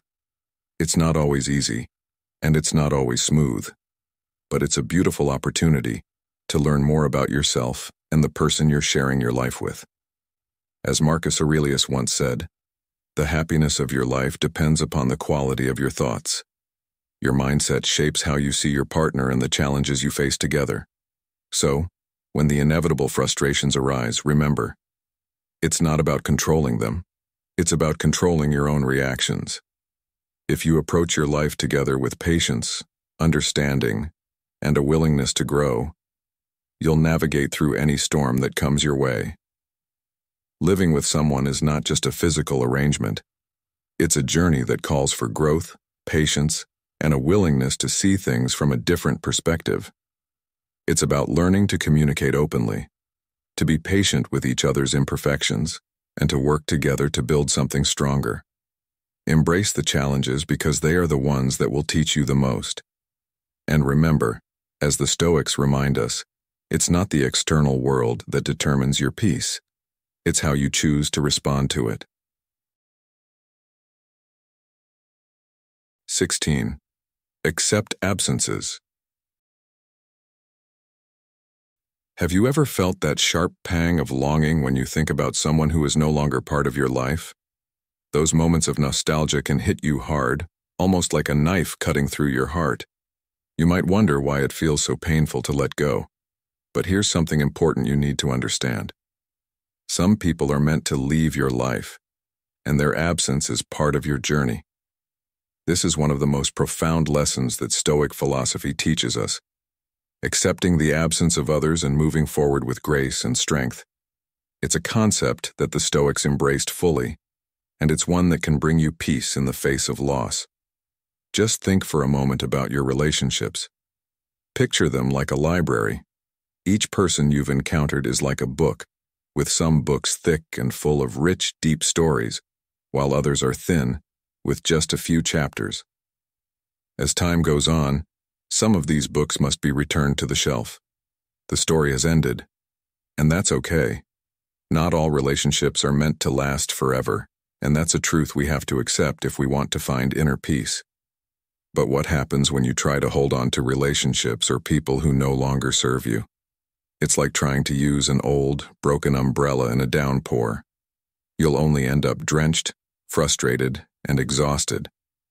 Sometimes the hardest part of life is learning to let go. It's tough, it really is, but it's necessary for your growth. And in a world full of constant change, accepting the absence of others becomes an essential skill. It's not always easy to acknowledge, and it certainly doesn't feel like it should be simple, but it's vital to learn how to release the past in order to create space for new experiences and opportunities. Let's break it down. First of all, recognize your emotions. It's completely normal to feel sadness, anger, or frustration when someone leaves your life, whether by choice or by circumstance. The Stoics understood the importance of recognizing emotions, but they also knew that feelings are not meant to control you. It's okay to feel. In fact, it's necessary to let yourself feel. But don't stay trapped in those emotions. Feel them, learn from them, and then move forward. The Stoics believed in embracing emotions, but never letting them dictate your path forward. Next, focus on the lessons that each person has taught you. Every person, whether they stayed in your life for a long time or just passed through for a short while, has something valuable to offer. Maybe you learned something about your own values, or maybe you discovered what you want or don't want in your next relationship. Every encounter, even the painful ones, holds a lesson. Reflect on those lessons and think about how they can shape your future actions. By embracing these lessons, you start to see the past not as a burden, but as a gift that helps you grow stronger and wiser. Letting go with gratitude is another powerful step. It might sound strange to be thankful for a relationship that ended, but gratitude is a key part of healing and moving on. In Stoicism, we're taught to view both good and bad experiences as opportunities for growth. So look back on the time you shared with that person and appreciate the good moments, the challenges, and the lessons learned. When you can do this, you free yourself from resentment and pain, and you open the door to peace and acceptance. Now think about creating new spaces in your life. The Stoics believed in focusing on what you can control, and part of that is making room for new experiences. When you let go of something or someone that's no longer serving you, you create space for something new connections, new opportunities, new chapters in your life. Life is a continuous flow of people, experiences, and growth. It's like a garden. Some flowers wither and fall, but that makes room for new blooms to appear. Accepting the absence of someone in your life is not just about letting go of the past, but also about embracing the future. By clearing away the old, you make room for the new. It might be difficult, but this is an act of self-love and personal growth. Imagine you're a gardener. You need to prune the dead branches to let the healthy ones thrive.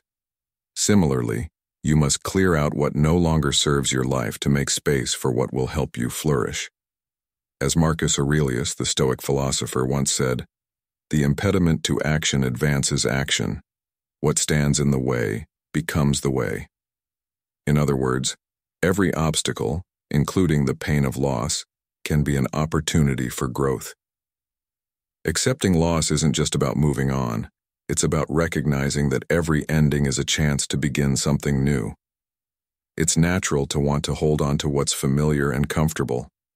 We fear the unknown, and we tend to resist change. But think about this. How often do we hold on to relationships or situations because we're afraid of what comes next? What would happen if, instead of fearing the future, you embraced it as an opportunity?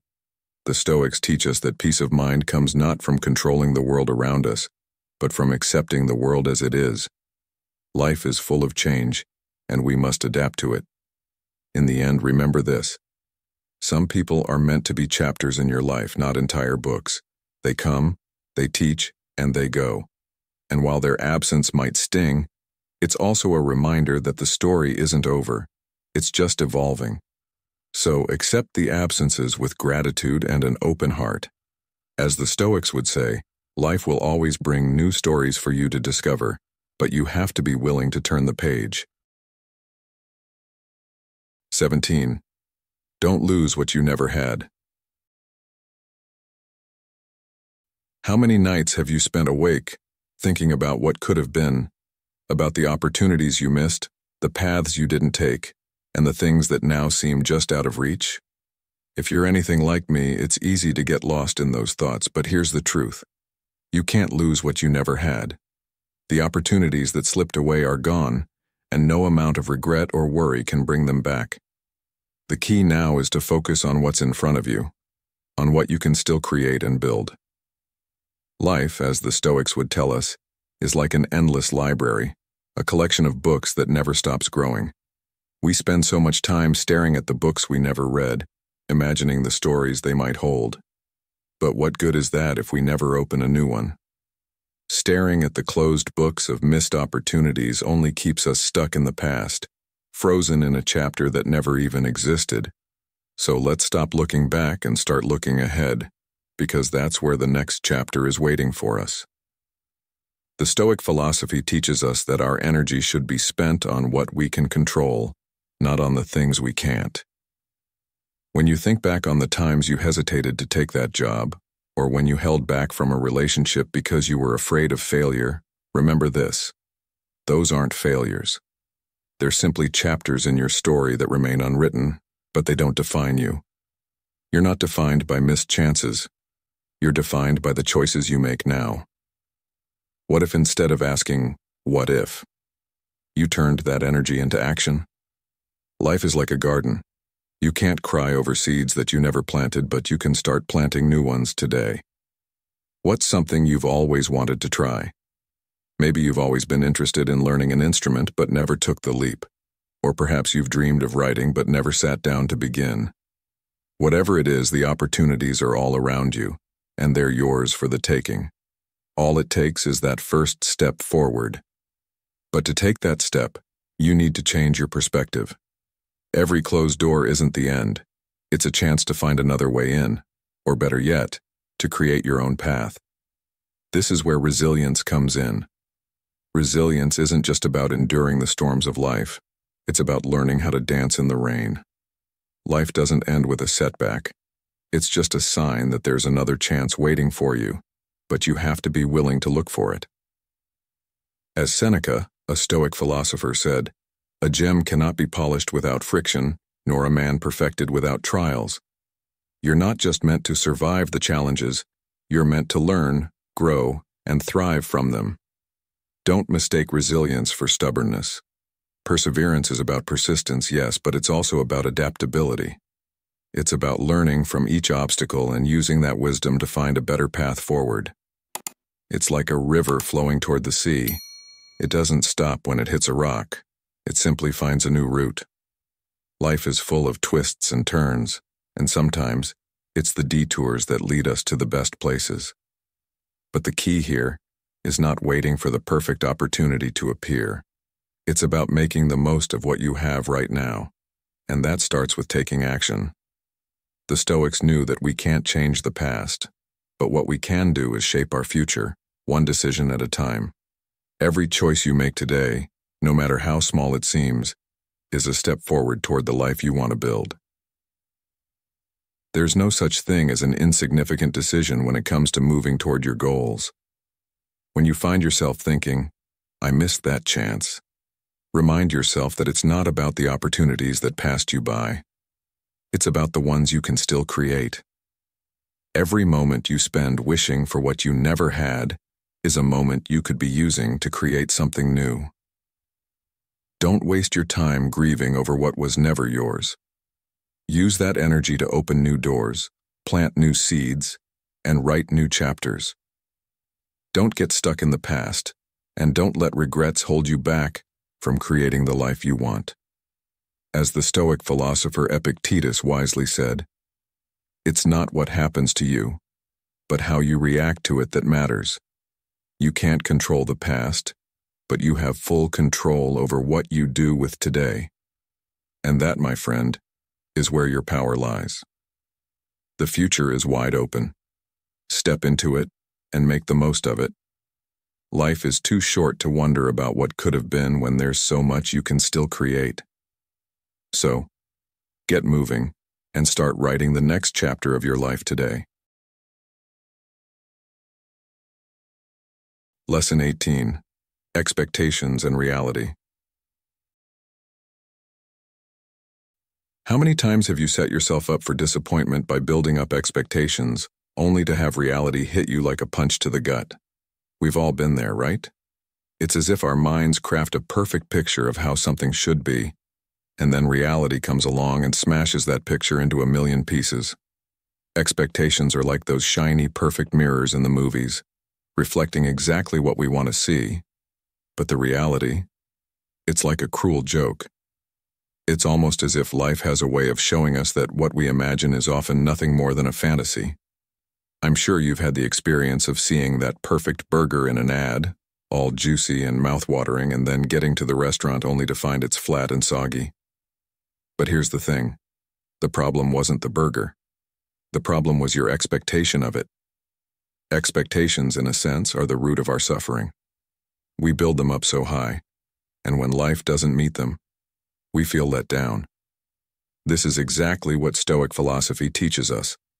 Manage your expectations, and you'll experience more joy in what you have. When we let go of rigid expectations, we create space for the unexpected.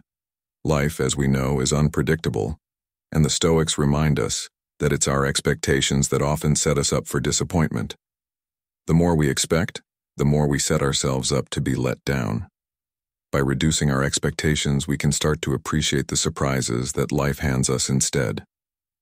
The reality of the world is often far different than what we imagine it should be, and the Stoics encourage us to embrace this fact with open arms, understanding that it's better to be surprised than to be constantly disappointed. Take a step back, lower your expectations, and open yourself up to the beauty of things as they are, not as you think they should be. Isn't this what life is really about? It's about the present, not the perfect future you envisioned. Now, how do we learn to adapt and appreciate what we have instead of constantly yearning for more, or better, or different? This, my friend, is where the art of gratitude comes in. You don't have to turn into a monk to practice gratitude. It's as simple as taking a moment each day to appreciate the good in your life, no matter how small it seems. Maybe it's the warmth of your morning coffee, a message from a friend, or even the simple ability to get up and walk. These small, often overlooked things can bring us more happiness than we realize. Gratitude has this incredible power to shift our mindset. It's not about ignoring what we don't have. It's about appreciating what we do. The more we focus on what's good, the more we see how much we actually have. But here's where it gets interesting. Another tool from the Stoics that can help us manage our expectations and come to terms with life's unpredictability is the practice of negative visualization. Now, I know that sounds a bit strange at first, even a little pessimistic, but trust me, it's not about being negative, it's about being realistic. By imagining the worst-case scenario, the Stoics taught that we could prepare ourselves for disappointment, and in doing so, we would often find that what we got was better than expected. Let's say you're planning a trip and you expect everything to go perfectly. Flights on time, beautiful weather, no delays. What happens when even one thing goes wrong? You get frustrated, disappointed, and maybe even angry. But what if you had mentally prepared for those things to go wrong? What if you told yourself, okay, maybe the flight will be delayed, maybe I'll have to deal with some rain, and then when the trip goes better than expected, you can simply appreciate the moments that go right? This mindset doesn't make you a pessimist. It makes you a realist who is prepared for life's unpredictable nature, ready to find peace even when things don't go as planned. At the heart of it all is the idea of letting go, of releasing the need for life to unfold the way we imagine it should. You don't need to control everything. Accept that life is going to unfold the way it unfolds, and sometimes it's better that way. The key is flexibility. You have to be like a tree that bends with the wind but doesn't break. Life rarely turns out the way we plan, but that doesn't mean it isn't beautiful in its own right. It doesn't mean that there aren't things to learn, things to enjoy, or moments to cherish even in the chaos. The Stoics weren't saying that you shouldn't have goals or desires, but rather that you should be prepared to release them if things don't go according to plan. This is the essence of true freedom, the ability to adapt, to move with the flow of life instead of constantly fighting against it. If you start to lower those expectations, not by resigning yourself to mediocrity but by accepting life as it is, you open yourself up to a whole new world of experiences. You can learn to enjoy the small things, appreciate the present moment, and be grateful for what you have, without constantly looking for something better. And that, my friend, is how you find peace. When you stop comparing reality to your expectations, you stop suffering. You start living in the moment, embracing what comes, and appreciating the journey. As the Stoic philosopher Epictetus said, "It's not what happens to you, but how you react to it that matters." Life doesn't always give us what we expect, but it does give us what we need if we're willing to accept it. So, what is the lesson here? The key takeaway is simple. Lower your expectations, and you'll start to see life differently. You'll begin to appreciate the moments, the people, and the experiences you have, rather than constantly chasing something you think you need. Embrace the unexpected, practice gratitude, and let go of rigid expectations. Life is full of surprises. Sometimes the most beautiful moments come when we stop trying to control them. Let go, breathe, and trust the process. Because when you stop demanding perfection, you'll start enjoying the beauty that's right in front of you. Congratulations on reaching the end of this video. You're one step closer to mastering the art of inner peace. Leave a comment below with the words, "I'm ready for transformation," and let us know you're committed to embracing Stoic wisdom in your life. Don't go anywhere. The journey to true resilience has just begun. 19. Protect your weaknesses. Have you ever noticed how at times sharing our weaknesses with others can become a trap we set for ourselves? We've all been there, right? You open up to someone, trusting them with your vulnerability, only to realize that not everyone is worthy of that trust. And no, it's not about being paranoid or overly suspicious. It's about being smart and protecting yourself emotionally. Trusting the wrong person can leave you exposed, and in a world where not everyone has good intentions, this lesson can be painful, but it's essential. As the Stoics wisely advise, the true art of wisdom lies in knowing whom to trust with your secrets. Picture this. Your trust is like a treasure, a precious gem. You wouldn't just hand over a priceless diamond to any stranger, right? So why would you offer your vulnerabilities, your weaknesses, to anyone who crosses your path? In the same way, it's important to recognize that not everyone will protect your emotional well-being. Some people are waiting for the perfect moment to use your vulnerability against you, and they might not even do it intentionally.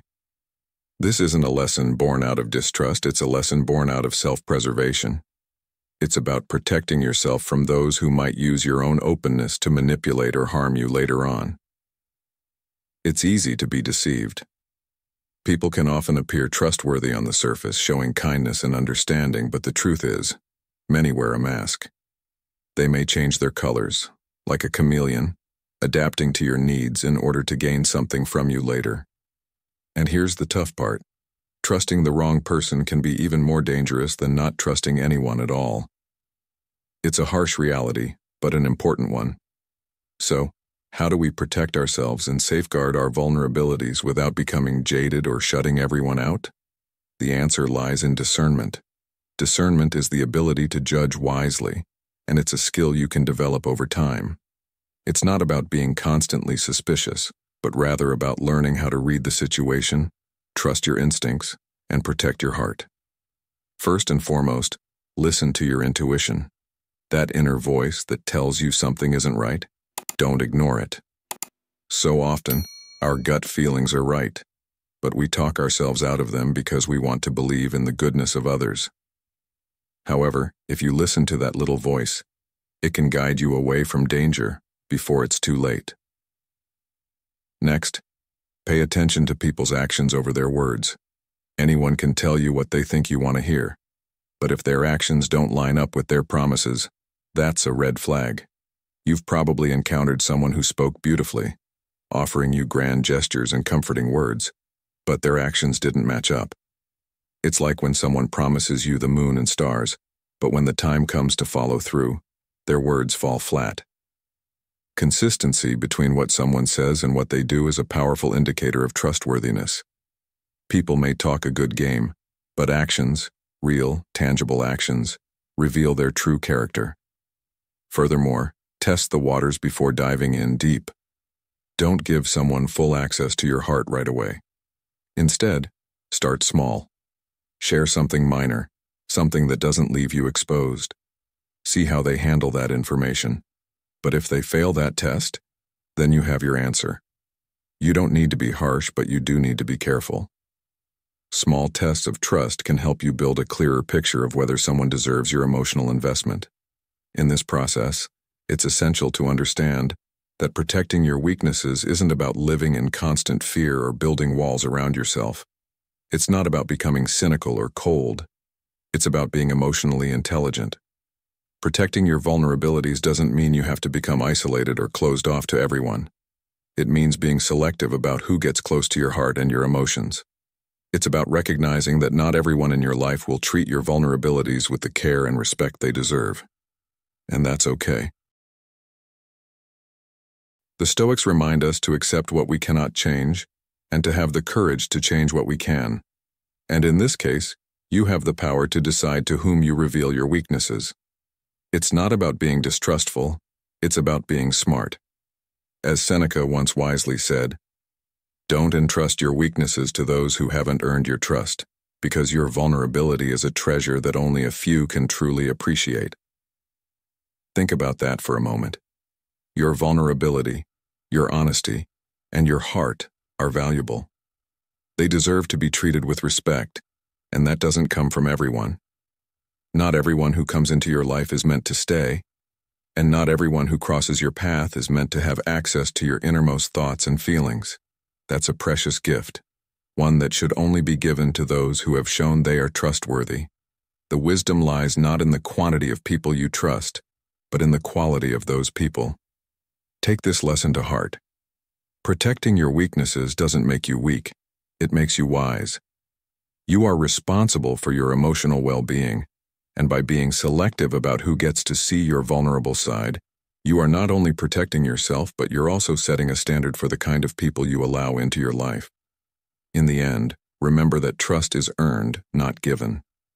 And when you give it, make sure it's given to those who truly deserve it. Trust yourself to make wise choices and guard your heart with care. 20. Maintain your standards. Let's be honest for a moment. How many times have you lowered your head and accepted something less than you deserve just to avoid conflict? It's a lot easier to just go with the flow, right? Think of it like being in a clothing store. You see that jacket you really love, but instead of buying it, you walk out with a pair of cheap socks because they're on sale. It doesn't make sense, does it? Yet, when it comes to relationships and life in general, that's exactly how we often operate. We settle for less because it's easier than facing the discomfort of standing up for what we truly deserve. But here's the thing. When you compromise your standards, you're only shortchanging yourself. The Stoics teach us that while we can't control what others do, we have complete control over how we respond and what we accept in our lives. Your standards are your own personal compass, and it's up to you to decide where you're willing to go and where you're not. If you allow others to treat you poorly, you're essentially telling them that it's okay to do so. Think of it like this. If you invite someone into your home and let them put their feet up on your coffee table without saying anything, what happens? Eventually, they start to think it's okay, and before you know it, they're treating your home as if it's their own. The same thing happens with your personal boundaries.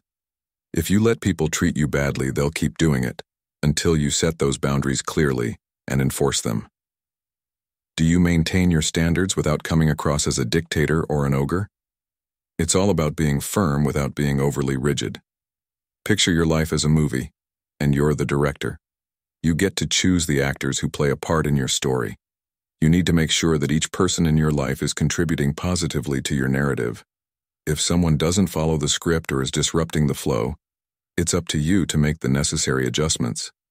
This isn't about controlling the loyalty of others, but about being clear and unwavering about what you're willing to accept. Think of it like being a coach of a team. If your players aren't showing up on time for practice, the team's discipline starts to slip. Similarly, if you don't stick to your standards, people will start to believe that you're not serious about them, and they'll push your boundaries further. The first step in maintaining your standards is identifying them. What do you truly value? Is it honesty, respect, loyalty, or emotional support? Once you have clarity on your values, you need to communicate them clearly to the people around you. You don't have to give a long, drawn-out speech about it. Just be direct and straightforward. For example, if honesty is a value you hold dear, let it be known that you won't tolerate lying. If someone violates that, it's your responsibility to take action. You can't just look the other way when your standards are ignored, because that only undermines them and sends a message that they're not really important. The second step is applying your standards consistently. You can't be tough on someone one day and then let things slide the next. If you're inconsistent, you'll confuse people and they'll start to believe that your standards don't actually matter. This is like being a football coach. If you let your players get away with arriving late to practice once, they'll start showing up late every time. They'll lose respect for the rules, and ultimately they'll lose respect for you. The same applies to relationships, whether personal or professional. When you establish your standards, you need to stick to them without exception.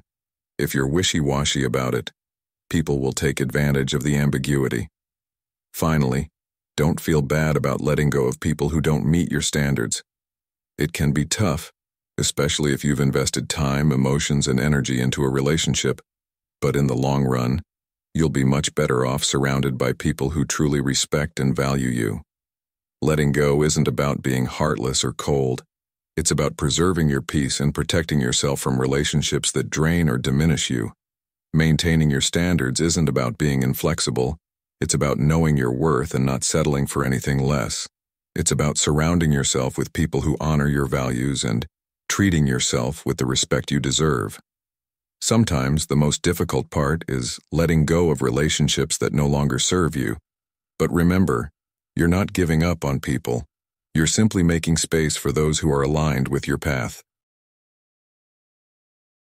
Maintaining your standards is not just about ensuring you're treated well. It's a way to demonstrate your own value. By upholding your standards, you remind both yourself and others that you deserve the best. So the next time someone tries to put their feet on your table, kindly remind them that in your space, respect is the rule. If you've made it to the end of this lesson, share in the comments. The greatest victory is conquering yourself. I'm eager to hear about your own progress and achievements. Don't forget to like, share, and subscribe to the Stoic in Your Life channel, and turn on the notifications so you won't miss out on our future videos. Make sure to check out the 2 most recent videos I've linked for you. I'm sure you'll find them helpful. Thank you so much for your time and support. See you in the next adventure.